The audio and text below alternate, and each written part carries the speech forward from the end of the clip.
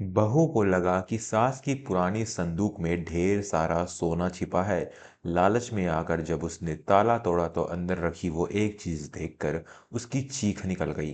नमस्कार दोस्तों, मैं हूँ विवेक वर्मा और स्वागत है आपका वर्मा स्टोरीज में। आज की कहानी एक ऐसी विधवा माँ की है जिसने अपनी खामोशी में इतना शोर छिपा रखा था जिसे उसका अपना खून भी नहीं सुन पाया। यह कहानी है रिश्तों पर जमी उस धूल की जिसे अगर वक्त रहते साफ न किया जाए तो इंसान हमेशा के लिए अकेला रह जाता है। घर के आंगन में बैठी 65 साल की सावित्री देवी अक्सर आसमान की ओर ताकती रहती थी। उनके पति को गुजरे हुए 10 साल हो चुके थे। पति के जाने के बाद अगर सावित्री जी के पास कुछ बचा था तो वो था उनका बेटा सुमित और एक पुरानी जंग लगी हुई लोहे की संदूक। वो संदूक सावित्री जी के पलंग के नीचे हमेशा पड़ा रहता था। उसकी चाबी वो अपने साड़ी के पल्लू में कसकर बांधे रखती थी। सोते जागते नहाते वो चाबी कभी उनसे अलग नहीं होती थी। यही बात उनकी बहू रेखा की आंखों में चुभती थी। रेखा अक्सर सुमित से कहती, अजी सुनिए, माँ जी उस संदूक में जरूर कुछ बहुत कीमती छिपा कर बैठी हैं। पिताजी सरकारी नौकरी में थे, रिटायरमेंट का पैसा, वो पुराने जमाने के जेवर, सब उसी में है। हम यहाँ पाई पाई के लिए मोहताज हो रहे हैं और वो उस खजाने पर सांप बनकर बैठी हैं। सुमित पहले इन बातों पर ध्यान नहीं देता था। उसे अपनी माँ पर भरोसा था, लेकिन वक्त का पहिया घूमा और सुमित का कपड़ों का व्यापार घाटे में जाने लगा। बाजार में मंदी आ गई थी और लेनदार घर के चक्कर काटने लगे थे। एक रात जब सुमित थका हारा घर लौटा तो रेखा ने फिर वही राग छेड़ा। आज फिर वो सेठ आया था तकादा करने, पूरे मोहल्ले में हमारी बदनामी हो रही है और आपकी माँ, वो तो मजे से बैठी है। अरे अगर वो संदूक का सोना हमें दे दे तो आपकी सारी मुसीबतें खत्म हो जाएगी। पर नहीं, उन्हें तो बेटे से ज्यादा वो संदूक प्यारा है। सुमित का दिमाग तनाव से फट रहा था। वो गुस्से में उठा और सीधे अपनी माँ के कमरे में गया। सावित्री देवी माला जप रही थी। माँ, मुझे उस संदूक की चाबी चाहिए, सुमित ने बिना किसी भूमिका के कहा। सावित्री जी ने अपनी बूढ़ी आंखों से बेटे को देखा। उनके चेहरे पर एक अजीब सी शांति थी, लेकिन आंखों में डर की परछाई। क्यों बेटा, तुझे चाबी क्यों चाहिए? मुझे व्यापार में घाटा हुआ है माँ, मुझे पैसों की सख्त ज़रूरत है। मुझे पता है पिताजी का दिया सब कुछ उसी में है, दे दो चाबी। सावित्री जी ने अपने पल्लू को कसकर पकड़ लिया। बेटा, उसमें ऐसा कुछ नहीं है जो तेरी मदद कर सके। वो वो तो बस मेरी कुछ यादें हैं। वक्त आने पर मैं तुझे सब दे दूंगी, पर अभी नहीं, अभी वो वक्त नहीं आया है। सुमित चिल्ला पड़ा। तो वक्त कब आएगा माँ? जब मैं जेल चला जाऊंगा, जब ये लेनदार मुझे मार डालेंगे? रेखा सही कहती थी, तुम्हें अपने बुढ़ापे के लिए पैसे बचा कर रखने हैं, बेटे की जान जाए तो जाए। सावित्री जी की आंखों में आंसू बह निकले। ऐसा मत बोल बेटा, मैंने जो कुछ भी किया तेरे लिए ही तो किया, बस मुझ पर भरोसा रख। लेकिन सुमित पर तो जैसे लालच और क्रोध का पर्दा पड़ा हुआ था। उसने माँ के हाथ से चाबी छीनने की कोशिश की, लेकिन सावित्री जी ने वो चाबी अपने मुंह में दबा ली। सुमित ने झटके से हाथ छोड़ा और पैर पटकता हुआ बाहर चला गया। उस रात घर में चूल्हा नहीं जला। सावित्री जी भूखी प्यासी अपने कमरे में उस संदूक को छाती से लगाए रोती रही। दोस्तों, एक माँ जब अपनी औलाद के लिए दुनिया से लड़ती है तो उसे डर नहीं लगता, लेकिन जब औलाद ही उससे लड़ने लगे तो वो अंदर से टूट जाती है। क्या सुमित कभी जान पाएगा कि उस संदूक का असली सच क्या है?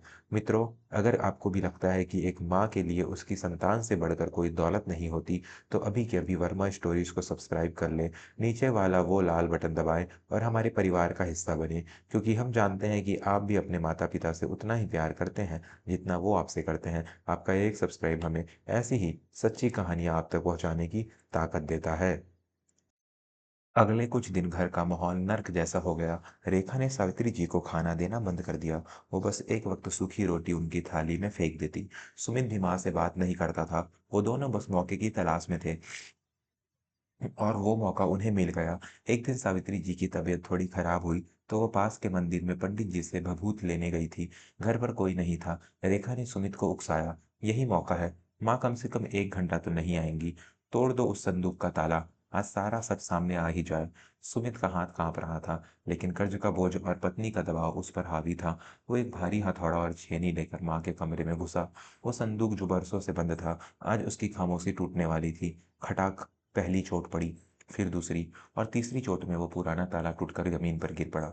रेखा की आंखों में लालच की चमक थी। वो दौड़ी और उसने संदूक का ढक्कन खोल दिया। अरे वाह, देखो तो कितना भारी है, जरूर ईंटों के बराबर सोने के बिस्कुट होंगे। लेकिन जैसे ही ढक्कन खुला, रेखा और सुमित सन्न रह गए। संदूक में कोई सोना नहीं था, कोई चांदी नहीं थी, नोटों की गड्डियां भी नहीं थी। उसने भरे हुए थे ईंट और पत्थर के टुकड़े, जिन्हें पुराने कपड़ों में लपेटा गया था ताकि हिलाने पर आवाज न आए और संदूक भारी लगे। ये क्या मजाक है? रेखा चिल्लाई। ये ईंट पत्थर, बुढ़िया ने हमें बेवकूफ़ बनाया। इतने सालों से हम सोच रहे थे कि इसमें खजाना है। सुमित गुस्से में उन पत्थरों को बाहर फेंकने लगा। तभी उसकी नज़र संदूक की तली में पड़ी एक पुरानी डायरी और एक प्लास्टिक की थैली पर गई। उसने वो डायरी उठाई। उसके पन्नों के बीच एक बैंक की पासबुक और एक पुराना खत रखा था। सुमित ने कांपते हाथों से वो खत खोला। वो खत उसके पिता ने अपनी मौत से कुछ दिन पहले लिखा था और उसके साथ ही एक फिक्स्ड डिपॉजिट एफडी के कागज थे। सुमित पढ़ने लगा। डायरी के पहले पन्ने पर सावित्री जी ने टेढ़ी मेढ़ी लिखावट थी। आज सुमित की कॉलेज की फीस भरनी थी। घर में पैसे नहीं थे। तुम्हारे पिताजी के जाने के बाद जो जेवर बचे थे वो आज सुनार को बेच दिए, लेकिन सुमित को पता चलेगा तो वो अपनी पढ़ाई छोड़ देगा। इसलिए आज मैंने इस संदूक में ईंटें भर दी है। उसे लगेगा कि माँ के पास अभी भी बहुत सोना है, तो वो निश्चिंत होकर पढ़ेगा। समाज को भी यही लगेगा कि सावित्री के पास बहुत धन है, तो कोई मेरे बेटे को गरीब समझकर उसका अपमान नहीं करेगा। सुमित की आंखों के सामने अंधेरा छाने लगा। वो आगे पढ़ता गया। आज रेखा घर आई है। नई बहू है। उसे लगता है मेरे पास बहुत दौलत है। मैंने उसे सच नहीं बताया। डरती हूँ कि अगर उसे पता चला कि मेरे पास कुछ नहीं है तो शायद वो सुमित को छोड़कर चली जाए या घर में कलेश हो। मैंने अपनी इज्जत और बेटे के सुख के लिए इस घर के इस झूठ के बोझ को ढोना स्वीकार किया है। और फिर अंत में वो एफडी, फिक्स्ड डिपॉजिट के कागज थे। सुमित ने तारीख देखी। वो एफडी आज ही के दिन यानी ठीक उसी तारीख को मैच्योर पूरी हो रही थी। राशि थी 15 लाख रुपए। नीचे एक नोट लिखा था, ये 15 लाख रुपए तुम्हारी पिताजी का इंश्योरेंस का पैसा था। मैंने 10 साल तक एक एक पैसा अपना पेट काट कर बचाया। दवाई नहीं ली, नई साड़ी नहीं ली, ताकि ये पैसा बैंक में बढ़ता रहे। मैं जानती थी कि मेरा बेटा व्यापार करेगा, उसे कभी न कभी बड़ी रकम की ज़रूरत पड़ेगी। सुमित, ये पैसे तेरे लिए हैं। बस जिस दिन तू मुझसे प्यार से मांगता मैं तुझे दे देती, लेकिन शायद तुझे अपनी माँ के प्यार से ज़्यादा इस संदूक के लोहे पर भरोसा था। सुमित के हाथों से डायरी छूटकर गिर गई। वो ईंट पत्थर जिन्हें वो कचरा समझ रहा था, वो दरअसल उसकी माँ का त्याग थे। उस भारी संदूक में वजन सोने का नहीं, बल्कि एक माँ की ममता के उस बोझ का था, जिसे वो अकेले ढो रही थी, ताकि उसका बेटा समाज में सिर उठाकर चल सके। रेखा भी अब चुप थी। उसका लालच शर्मिंदगी में बदल चुका था। जिस सास को उसने भूखा रखा, ताने दिए, वो सास दरअसल उन्हीं के भविष्य के लिए दाने दाने को मोहताज हो रही थी। दोस्तों, अक्सर हम बड़ों की खामोशी को उनकी कमजोरी समझ लेते हैं, जबकि वो खामोशी उनकी सबसे बड़ी तपस्या होती है। सुमित को अपनी गलती का एहसास हो चुका है, लेकिन क्या अब बहुत देर हो चुकी है? अगर आपकी आंखों में भी इस वक्त नमी है तो वर्मा स्टोरीज को अभी सब्सक्राइब करें। हमारा मकसद सिर्फ कहानियां सुनाना नहीं, बल्कि सोए हुए जज्बातों को जगाना है। बटन दबाइए और जुड़ जाइए भावनाओं के इस सफर में। तभी दरवाजे पर आहट हुई। सावित्री देवी खड़ी थी। उनके हाथ में मंदिर का प्रसाद था। उन्होंने टूटा हुआ ताला देखा, बिखरे हुए पत्थर देखे और जमीन पर पड़ी वो डायरी देखी। सुमित और रेखा को लगा कि माँ चिल्लाएगी, रोएंगी, लेकिन सावित्री जी कुछ नहीं बोली। वो धीरे से कमरे में आई, अपना प्रसाद मेज पर रखा और टूटे हुए संदूक को सहलाने लगी। माँ। सुमित की आवाज़ गले में ही अटक गई। वो दौड़कर माँ के कदमों में गिर पड़ा। माँ, मुझे माफ़ कर दो। मैं अंधा हो गया था। मैं बहुत बुरा बेटा हूँ माँ। रेखा भी घुटनों के बल बैठ गई और रोने लगी।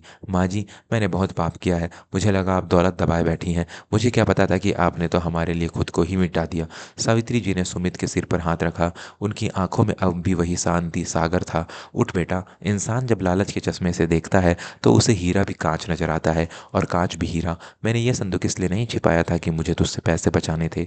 मैंने इसलिए छिपाया था क्योंकि मैं चाहती थी कि तू अपने पैरों पर खड़ा होना सीखे। अगर तुझे पहले पता चल जाता कि तेरे पास 15 लाख है तो तू मेहनत करना छोड़ देता। उन्होंने वो एफडी के कागज उठाए और सुमित के हाथ में रख दिए। ये ले, ये ले, ये तेरे पिता का आशीर्वाद है। जा कर्ज चुका दे और अपनी जिंदगी नए सिरे से शुरू कर। लेकिन एक बात याद रखना सुमित। सावित्री जी की आवाज़ बहुत बार पहली बार थोड़ी भारी हुई। धन तो फिर आ जाएगा, लेकिन अगर माँ का विश्वास एक बार टूट गया तो उसे जोड़ने के लिए दुनिया का कोई सोना काम नहीं आता। आज तूने ताला तोड़ा तो तुझे सच मिल गया, लेकिन अगर तूने सब्र रखा होता तो तुझे ये सच मेरे आशीर्वाद के साथ मिलता। सुमित उस दिन अपनी माँ के गले लगकर बच्चों की तरह रोया। उस दिन के बाद घर का वो पुराना संदूक तो खाली हो गया, लेकिन घर इज्जत और प्यार से भर गया। रेखा ने उस दिन कसम खाई कि अब वो कभी उसकी अपनी सास को बोझ नहीं समझेगी। सुमित ने अपना कर्ज चुकाया, लेकिन माँ के दूध का कर्ज वो जानता था कि सात जन्म लेकर भी नहीं चुकाया जा सकता।